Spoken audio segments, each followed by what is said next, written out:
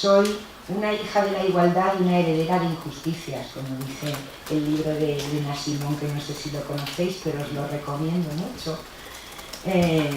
Porque cuando yo nací parecía que la igualdad ya se había conseguido. O sea, cuando yo nací no, cuando fui consciente, cuando tuve uso de razón, cuando ya comencé a relacionarme, cuando comienzo yo en el activismo feminista, es más, cuando dejo de denostar la palabra feminismo y de denostar la palabra feminista.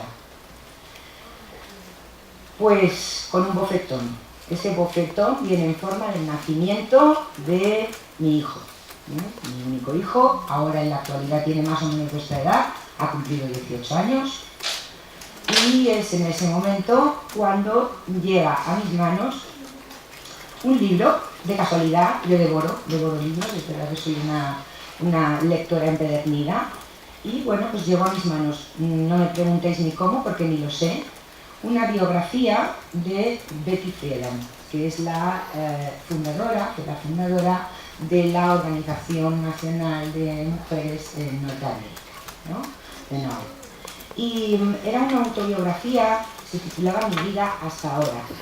Yo no había leído nada absolutamente de feminismo, estoy hablando del año 1999. A ver, os va a aparecer la prehistoria, pero seguro que ya habéis nacido, ¿eh? Mucha de la gente que está aquí, o sea, tampoco tan lejos no está, ¿eh?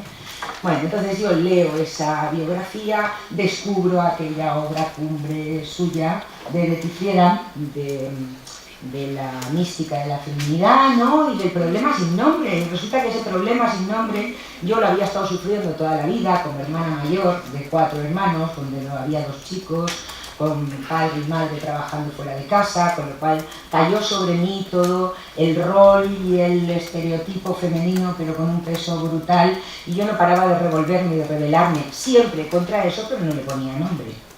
Hasta que vino Betty Friedan en una lectura, en una depresión posparto, a ponerle nombre, a ponerle el nombre de feminismo.